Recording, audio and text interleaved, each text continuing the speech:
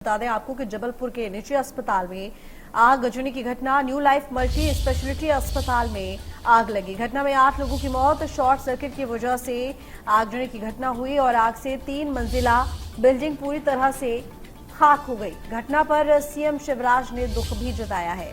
तो घटना में 8 लोगों की मौत, मल्टी स्पेशलिटी अस्पताल 3 मंजिला इमारत जहां पर शॉर्ट सर्किट की वजह से ये आग लगने की घटना हुई। 8 लोगों की मौत इस हादसे में, वहीं 13 लोग भी घायल हो चुके हैं।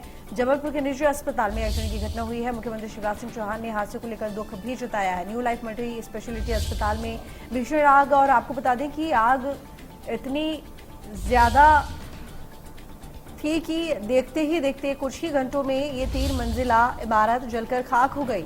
तो घटना पर सीएम शिवराज ने दुख भी व्यक्त किया है। जितने भी मरीज थे वहां पर मौजूद सभी को दूसरे अस्पतालों में शिफ्ट कराया गया, लेकिन क्योंकि एंट्रेंस एक ही था और इसी वजह से शॉर्ट सर्किट भी मेन एंट्रेंस गेट पर भी था, जिसकी वजह से जो लोग कुछ अंदर गए थे दूसरे लोगों को बचाने के लिए वो वापस भी नहीं लौट पाए हैं। और अगर यहाँ पर बात करें कि हादसे में कितने लोगों की मौत हुई, तो यह आंकड़ा फिलहाल 8 है और वहीं पर इनमें से 4 ऐसे लोग हैं जो कि हॉस्पिटल के स्टाफ के ही हैं।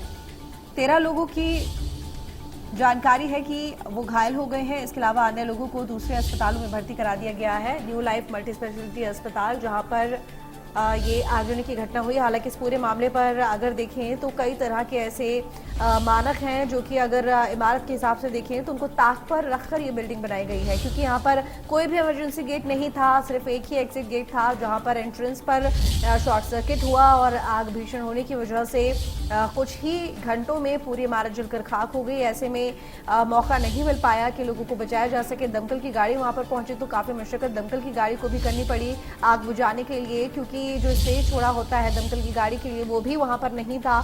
तो कई तरह के ऐसे मानक थे जिन नियमों का पालन नहीं किया गया था। संपर्क में हूँ, चीफ सेक्रेटरी से भी बात कर रहा हूँ, कलेक्टर जिला प्रशासन से भी बात कर रहा हूँ। आग पर पूरी तरह से काबू पाया जा चुका है। जो घायल हैं उनको दूसरे अस्पतालों में उपचार के लिए भेज के बेहतर उपचार की व्यवस्था की जा रही है। मैंने घटना की कमिश्नर जबलपुर को जांच के निर्देश दिए हैं। दुर्घटना के कारणों का भी पता करेंगे, दोषियों को दंडित भी करेंगे, लेकिन फिलहाल हमारी प्राथमिकता है जो दुर्घटना में घायल हैं उनका ठीक से उपचार हो जाए। और इस दुखद घड़ी में मैं पीड़ित परिवारों के साथ खड़ा हूं। लगातार यहीं से संपर्क में हूं पूरे प्रशासन के और राहत और बचाव कार्यों की जानकारी ले रहा हूं। इसमें ये न्यू सिटी लाइफ हॉस्पिटल है चंडाल बाटा के पास। ऐसा बताया गया है कि यहाँ पे जब बिजली गई तो जनरेटर पे जो स्विच ओवर होता है उस दौरान कुछ शॉर्ट सर्किट या कुछ बिजली संबंधित कोई दुर्घटना हुई, जिसके कारण आग लगी और ये आग नीचे से ऊपर तक फैलती गई। तो कुल मिलाकर अभी जो प्रथम दृष्टिया लोगों से बात करके अभी 1-2 घंटे भी हुए हैं, जितना अभी बात करके जो कारण समझ में आया है वो ये था। जबलपुर का new life multi speciality hospital है जहां आज भीषण हादसा हुआ है। 8 मरीजों की जान इस भीषण अग्नि हादसे में हुई है। 5 से ज्यादा मरीज हैं जिनका गंभीर रूप से झुलसे हुए, जिनका इलाज अभी भी मेडिकल और निजी अस्पताल में जारी है। अगर बात की जाए तो आप हॉस्पिटल किस तरीके से संचालित हो रहा था आप देख सकते हैं। सिंगल एक जो एंट्री थी वो हॉस्पिटल में थी, किसी प्रकार का इमरजेंसी एग्जिट हॉस्पिटल में नहीं था। आप देख सकते हैं 30 बाई 50 लगभग 1500 स्क्वायर फीट में ये हॉस्पिटल बना हुआ होगा। और इतने प्लॉट एरिया के लिए अगर कोई नियमों को लेकर अगर नगर निगम या बाकी जगह जाता है तो उसे लंबे चक्कर काटने पड़ते हैं, लेकिन यहाँ हॉस्पिटल की परमिशन लोगों को मिल जाती है। तो कहीं ना कहीं गंभीर सवाल जो है वो खड़े होते हैं। इसके अलावा 1 हफ्ते पहले फायर एनओसी के लिए कहीं ना कहीं 50 से ज्यादा अस्पतालों को नोटिस स्वास्थ्य विभाग ने जारी किया था और इन एनओसी को कहीं ना कहीं जो है वो अस्पतालों के द्वारा नहीं लिया गया।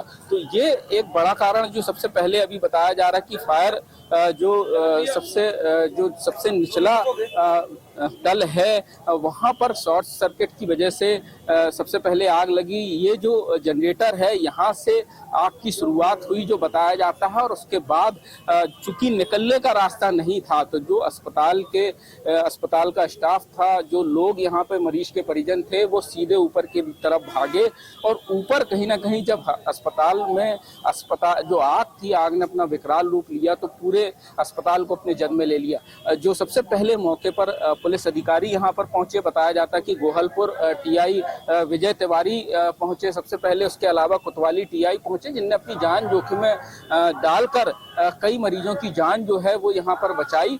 जो आसपास के रहवासी स्थानीय लोग हैं उन्होंने सबसे पहले बचाव अभियान शुरू किया था। जो अपनी व्यवस्था थी, जैसी भी व्यवस्था थी, उसके जरिए कहीं ना कहीं आग पर काबू पाने का प्रयास किया जा रहा था। अगर बात की जाए तो अब कहीं ना कहीं इस अग्नि हादसे की जांच जो है वो की जा रही है। आप देख सकते हैं कि ये जो बैरिकेडिंग है वो यहाँ पर की गई है।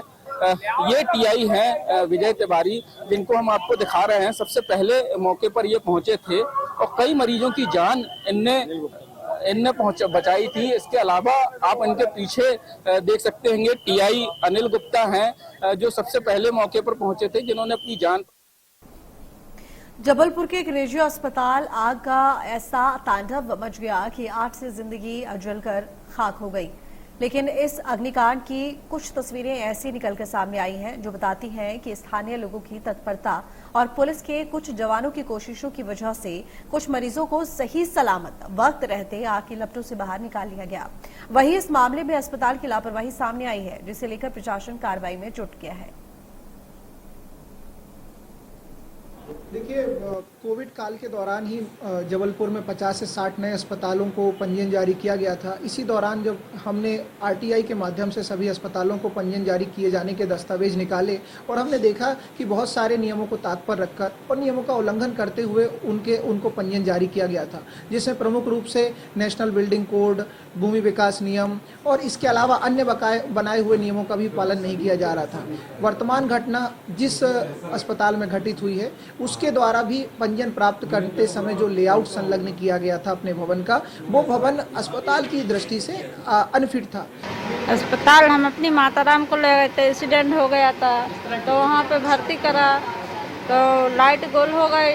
आज हमको 10 दिन हो गए, वहाँ पे लाइट गोल भाई जनरेटर चालू करो तो 1 मिनट की लाइट आई है और उसके बाद में जनरेटर टूट गया तो आग फैल गई।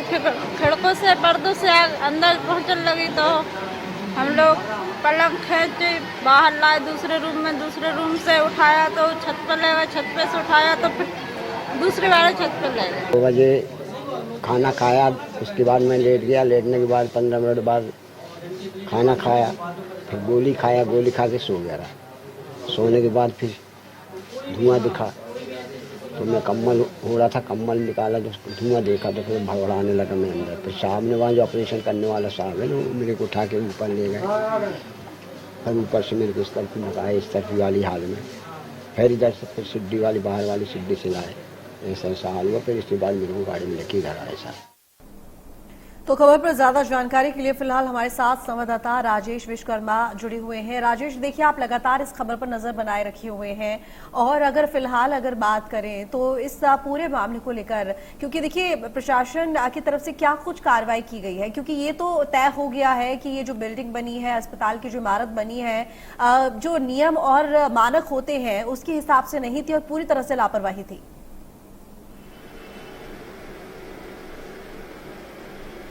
बिल्कुल, देखिए आपको बता दें पूरे हादसे की अब जो स्तरीय जांच है उसके आदेश दे दिए गए हैं। बात करें तो जो संभागायुक्त है बी चंद्रशेखर, उनकी अध्यक्षता में जो कमेटी है वो पूरे हादसे की जांच करेगी। कई बिंदु तय किए गए हैं जिन बिंदुओं में ये जांच होगी, लेकिन सबसे बड़ा सवाल है कि जब इन अस्पतालों को अनुमति मिलती है, जो हमारे पास आरटीआई के जरिए जो याचिका हाईकोर्ट में विचाराधीन है इन्हीं सारे मामलों को लेकर, और उस याचिका में ये सारे तथ्य रखे गए थे कि किस तरीके से जो अस्पताल हैं वो संचालित हो रहे हैं, जिनमें जो पूरी तरीके से उन नियमों को पालन नहीं करते जो अस्पतालों में होने चाहिए। तो वो दस्तावेजों में साफ तौर पर बताते हैं कि किस तरीके से जो परमिशन है वो कहीं ना कहीं ली गई। जो याचिकाकर्ता है वो हमारे साथ मौजूद है, जिनकी वो याचिका है और जिन्होंने आरटीआई के जरिए जिस अस्पताल में अग्नि हादसा हुआ है उसके दस्तावेज भी निकाले थे। हम उनसे जान लेते हैं कि आखिर किस तरह की खामियां इस अस्पताल में थी और इसको लेकर आपने हाईकोर्ट में भी याचिका लगाई हुई है। आप स्वास्थ्य विभाग के पास गए थे, क्या जानकारी आपको मिली थी? सबसे पहले तो कोरोना काल में जो अस्पतालों की बाढ़ आई, हमने इसको देखते हुए पहले अस्पतालों के मापदंड की पूर्ति करने और ना करने के संबंध में वस्तुस्थिति जाननी चाहिए। इसी क्रम में हमने आरटीआई लगा करके जो 50 से 60 अस्पताल कोरोना काल में जबलपुर में खुले हुए थे उनके दस्तावेज निकाले और जब हमने परीक्षण किया तो हमने देखा कि एक भी अस्पताल जो नए खुले हुए थे वो किसी जो मानकों की पूर्ति नहीं करते थे। फायर एनओसी उनके पास नहीं थी, बिल्डिंग कंप्लीशन सर्टिफिकेट नहीं था, जो रिक्वायरमेंट्स थी वो फुलफिल नहीं करते थे। उसके बावजूद भी जिले के स्वास्थ्य अधिकारियों ने और निरीक्षण में उनके भवनों को उपयुक्त बताया जो कि अनफिट भवन थे, ऐसे लोगों को पंजीयन जारी किया था। इसी क्रम में हमने इस अस्पताल के भी दस्तावेज निकाले थे और हमने जो इसमें दस्तावेज में देखा कि जो आवश्यक दस्तावेज था एक building completion certificate, municipal corporation act Madhya Pradesh 1956 की सेक्शन 10301 कहती है कि कोई भी भवन बिना बिल्डिंग कंप्लीशन सर्टिफिकेट जारी किए, बिना उपयोगिता प्रमाण पत्र जारी किए उसका उपयोग नहीं किया जा सकता। लेकिन जब हमने इस अस्पताल के दस्तावेज चेक किए तो उस प्रमाण पत्र के स्थान पर हमें एक ये लेआउट मिला जो कि प्राइवेट लेआउट है, जिसकी वैधानिकता बिल्कुल भी नहीं है और जिसको कहीं से भी कानूनी दस्तावेज नहीं कहा जा सकता। ये लेआउट अपने आप में स्वतः एक साक्ष्य है जो कि ये प्रदर्शित करता है कि इस अस्पताल में घुसने के लिए इकलौता एक मार्ग है जो कि इस अस्पताल में अंदर जाने और बाहर जाने का रास्ता देता है। और यह अस्पताल जो नेशनल बिल्डिंग कोड 2016 है उसके भाग 3 के अनुसार, भाग 4 के अनुसार जो आवश्यक नॉर्म्स हैं, जो अस्पताल के चारों ओर का क्षेत्र जो है वो आग की स्थिति में फायर फाइटर को आने जाने के लिए जो 6 मीटर और 3.6 मीटर जो खुला क्षेत्र होना चाहिए उसकी भी पूर्ति नहीं करता है। तीनों ओर भवन बने हुए हैं और चौथी ओर जिस ओर से इसमें घुस सकते हैं उसमें एक 3 फीट का दरवाजा सिर्फ लगा हुआ है और इसी दरवाजे में जब आग लग गई तो आदमी मरने के अलावा उसके पास, इंसानों के पास कोई रास्ता नहीं रह जाता। हमने इन सभी विषयों को शिकायत के माध्यम से 3 महीने के पहले स्वास्थ्य विभाग को बताया था और इसके अलावा मध्य प्रदेश शासन को भी शिकायत भेजी थी, वहां से भी कोई कार्रवाई नहीं हुई। जब हमने इस मामले में माननीय उच्च न्यायालय में जनहित याचिका लगाई है और उसमें भी सरकार 3 महीने से इसमें कोई जवाब नहीं दे रही है। बिल्कुल, किस तरीके से जो है वो कहीं ना कहीं अनुमति ली जाती है, अनुमति के दस्तावेज हमारे पास हैं। अगर आप देखेंगे जिस तरीके से याचिकाकर्ता बता रहे थे कि किस तरीके से जो है वो सिर्फ एक ही एग्जिट गेट है। अगर बात की जाए तो 1800 स्क्वायर फीट लगभग जो पूरा प्लॉट एरिया है उसमें कहीं ना कहीं बिल्डिंग बनाई जाती है। एक और सवाल है कि जिस तरीके से जो अनुमति ली गई है वो अनुमति में भी पूरे नियमों को पालन जो है वो कहीं ना कहीं सारी एनओसी में नहीं किया गया, फायर सेफ्टी नॉर्म्स का पालन नहीं किया गया। जो पहुंच मार्ग होता है उन पहुंच मार्गों को लेकर भी नियम स्पष्ट है, लेकिन इस तरीके से कैसे परमिशन? 2 बातें हैं। एक तो ये कि आवश्यक सर्टिफिकेट्स होने चाहिए, उनकी पूर्ति नहीं हुई और इन्होंने बेवजह के कागजात लगा करके और अनुमति ली थी। इसके अलावा जो सर्टिफिकेट जारी हुए हैं जैसे फायर एनओसी, वो भी 53 प्रकार की बाध्यताएं इन पर अधिरोपित करता है और कहता है कि इन 53 प्रकार की चीजें इनको कंप्लाइंस करनी है। उसके बावजूद ये सिर्फ कागजों तक सीमित है। किसी भी प्रकार की आमदनी से निपटने की व्यवस्था उस अस्पताल पर नहीं थी, ना वाटर टैंक थे, ना स्प्रिंकलर थे, ना भी और अन्य सुविधाएं जो होनी चाहिए थी वो नहीं थी। उसी का खामियाजा हमने अपने सामने आज देखा है। और ऐसा ही एक अस्पताल नहीं, इवन जबलपुर जिले के 40 से 50 अस्पताल ऐसी ही स्थिति में संचालित हैं जो भविष्य में ऐसी ही दुर्घटना वहां देखने मिल सकती है। बिल्कुल, देखिए कहीं ना कहीं जब हमीदिया अस्पताल हादसा हुआ था और उसके बाद लगातार इस बात की बहस चलती रही फायर सेफ्टी नॉर्म्स किस तरीके से अस्पताल में पूरे नहीं किए जाते। राज्य सरकार ने भी निर्देश जो है वो जारी किए, तो लगातार इस बात को लेकर जो स्वास्थ्य महकमा है वो काम करता रहा। लेकिन इसके बावजूद जो अस्पताल थे, अस्पतालों ने कहीं ना कहीं पूरी तरीके से अनुमति नहीं ली, ना फायर ऑडिट समय पर करवाया गया। और सबसे बड़ी बात, जिस अस्पताल में ये हादसा हुआ है ना वहां पर पहुंच मार्ग सही है। सबसे बड़ी चीज की जब हादसा हुआ तो फायर ब्रिगेड को पहुंचने में कहीं ना कहीं कड़ी मशक्कत करनी पड़ी। समय पर फायर ब्रिगेड पहुंच जाती तो कुछ और जानें जो है वो बचाई जा सकती थी। क्योंकि आग कम समय में विकराल रूप धारण कर चुकी थी। केवल एक सिंगल गेट था एंट्रेंस का, जहां पर आग लगी थी और लोग वहीं से सीधे अंदर की तरफ भागे और ऊपरी मंजिलों की तरफ गए। 3 मंजिला ये इमारत थी और लोगों के ऊपर पहुंचने के बाद कहीं ना कहीं आग जो विकराल रूप धारण की तो बड़ा हादसा कहीं ना कहीं ये सामने आया। और अब सवाल जो है वो कहीं ना कहीं जो जिम्मेदार विभाग है उनके ऊपर उठते हैं कि आखिर सारी चीजों की जांच जो है वो समय रहते आखिर क्यों नहीं की जाती।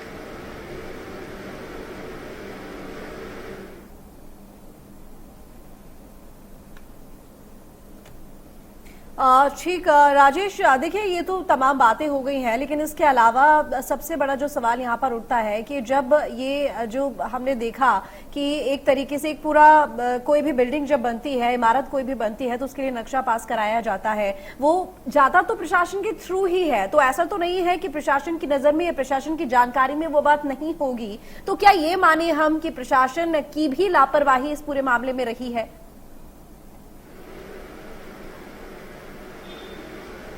बिल्कुल, देखिए आपने सही कहा। तीनों विभाग, अगर जिला प्रशासन की बात की जाए, नगर निगम की बात की जाए और फायर दमकल विभाग, तीनों का ये काम है कि किसी भी नक्शे की पूर्णता वो जांच करे। उसको जो संबंधित एनओसी है वो तीनों विभाग जो है वो कहीं ना कहीं देते हैं। और अगर बात की जाए तो जिस तरीके से अगर एक मकान को बनाने के लिए जिस तरीके से लोगों को चक्कर नगर निगम के काटने पड़ते हैं, जिस तरीके से अनुमतियां एनओसी देनी पड़ती है, लेकिन अब आप सोच सकते हैं कि 1800 स्क्वायर फीट में जो इमारत बनाई गई, सीधी खड़ी इमारत थी, ना किसी प्रकार के जो इमरजेंसी एग्जिट है वो इस बात का ध्यान रखा गया।